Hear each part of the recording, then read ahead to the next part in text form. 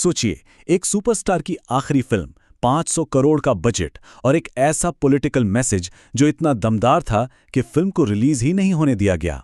जी हां, हम बात कर रहे हैं जन नायकन की, एक ऐसी मूवी की जो पर्दे पर आने से पहले ही एक बहुत बड़ा तूफान बन गई। तो सवाल ये उठता है कि भाई ऐसा होता कैसे है? मतलब एक सुपरस्टार की फेयरवेल फिल्म, करोड़ों का बजट, और वो रिलीज से पहले ही गायब। चलिए आज इसी पहेली को सुलझाने की कोशिश करते हैं। देखिए, शुरू से ही ये बात साफ थी कि जन नायकन सिर्फ एक फिल्म नहीं है, ये एक ऐलान था।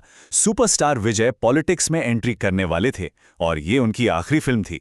अब जरा सोचिए, फैंस के लिए ये किसी त्योहार से कम थोड़ी ना था।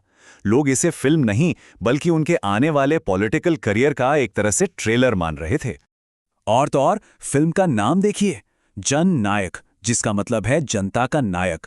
इससे ज्यादा डायरेक्ट पॉलिटिकल मैसेज और क्या हो सकता था, बताइए। नाम से ही एकदम क्लियर था कि ये कोई टिपिकल मसाला फिल्म नहीं बल्कि एक मिशन की शुरुआत है। अब बात करते हैं पैसों की। इस फिल्म पर पता है कितना? लगभग 500 करोड़ रुपए का बजट था। ये कोई छोटी मोटी रकम नहीं है बॉस। इतने बड़े बजट का सीधा मतलब था कि मेकर्स को पूरा भरोसा था कि ये फिल्म इतिहास बना देगी। लेकिन कहानी में एक बहुत बड़ा ट्विस्ट आने वाला था। तो फिर सब कुछ गड़बड़ कहाँ हुई? कहानी में एंट्री होती है central board of film certification यानी CBFC की, और बस यहीं से शुरू हो गई फिल्म के मैसेज को बचाने की असली जंग। मामला यहीं आकर अटक गया। देखिए, एक तरफ थे एक्टर विजय, जिनका साफ कहना था कि ये पॉलिटिकल डायलॉग्स फिल्म की आत्मा है और वो एक शब्द भी नहीं हटाएंगे। और दूसरी तरफ था सेंसर बोर्ड, जिसे 50 से ज्यादा डायलॉग्स पर, सेना को जिस तरह दिखाया गया उस पर, और सांप्रदायिक माहौल बिगड़ने की आशंका पर आपत्ति थी। तो ये एक ऐसी जबरदस्त टक्कर थी जहां कोई भी पीछे हटने को तैयार नहीं था। और ये जो टकराव था, ये सिर्फ सेंसर बोर्ड के ऑफिस तक ही नहीं रुका। बहुत जल्द ये एक बड़े कानूनी और पॉलिटिकल तूफान में बदल गया। एक ऐसा तूफान जिसने पूरे देश का ध्यान अपनी तरफ खींच लिया। इसके बाद तो जो हुआ वो किसी भूल भुलैया से कम नहीं था। बस तारीख पर तारीख और कानूनी दांवपेंच। 9 जनवरी की जो ओरिजिनल रिलीज डेट थी वो आई और चली गई। मामला मद्रास हाईकोर्ट पहुंचा, लेकिन वहां भी आदेशों पर रोक लग गई। मेकर्स ने जब अपनी याचिका वापस ली तो CBFC की रिव्यू स्क्रीनिंग ही कैंसिल हो गई। मतलब एक के बाद एक दरवाजे बंद होते जा रहे थे। ऐसा लग रहा था मानो कोई चाहता ही नहीं था कि ये फिल्म कभी लोगों तक पहुंचे।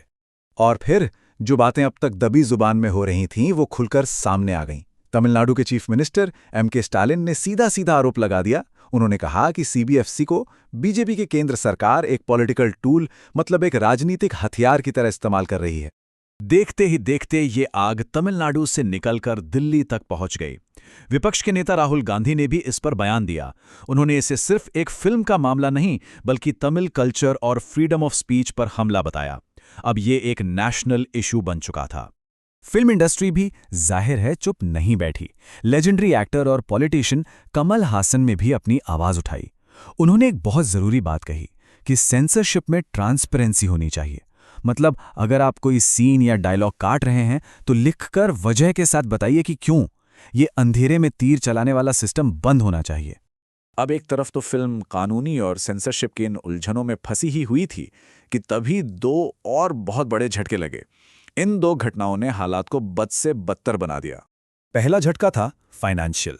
Amazon प्राइम वीडियो ने फिल्म के साथ जो 120 करोड़ रुपए की OTT डील की थी वो उन्होंने वापस ले ली। वजह? रिलीज में हो रही लगातार देरी। ये एक जबरदस्त नुकसान था और अब इस पूरी लड़ाई की जो आर्थिक कीमत थी वो साफ साफ नजर आने लगी थी। और फिर वो हुआ जो किसी ने सोचा भी नहीं था। फिल्म पर सबसे बड़ा, सबसे विनाशकारी हमला। 9 अप्रैल को फिल्म का पूरा high definition version online leak हो गया। सोचिए, जिस फिल्म को सेंसर बोर्ड रिलीज नहीं होने दे रहा था वो अब अवैध तरीके से हर किसी के फोन पर पहुंच चुकी थी। तो इन सब के बाद जन नायकन का आखिर होता क्या है? आज की तारीख में यह फिल्म एक ऐसी जगह फंसी हुई है जहां से आगे का कोई रास्ता नहीं दिख रहा। एक ऐसी फिल्म जो बन तो गई लेकिन कभी अपने दर्शकों तक पहुंच ही नहीं पाई। तो चलिए एक बार देख लेते हैं कि फिल्म की अभी की सिचुएशन क्या है। रिलीज अनिश्चित काल के लिए टाल दी गई है। ये कानूनी और सेंसर के मुद्दों के जाल में बुरी तरह फंसी हुई है। मेकर्स को बहुत बड़ा फाइनेंशियल लॉस हुआ है और क्योंकि फिल्म ऑनलाइन लीक हो चुकी है, इसकी कमाई की उम्मीदें भी लगभग 0 हो गई हैं। अब बस ये कहा जा रहा है कि शायद असेंबली इलेक्शंस के बाद 30 अप्रैल के बाद कुछ हो, लेकिन तब तक के लिए जन नायकन का भविष्य अंधेरे में है। और ये पूरी कहानी हमें एक बहुत ही दिलचस्प सवाल के साथ छोड़ जाती है। जब किसी फिल्म को रिलीज होने से रोकने की कोशिश में इतना बड़ा बवाल हो जाता है, तो क्या वो फिल्म अपना पॉलिटिकल मैसेज बिना रिलीज हुए ही लोगों तक पहुंचा देती है? शायद। कभी-कभी सबसे ऊंची आवाज चुप्पी की ही होती है। इस पर जरूर सोचिएगा।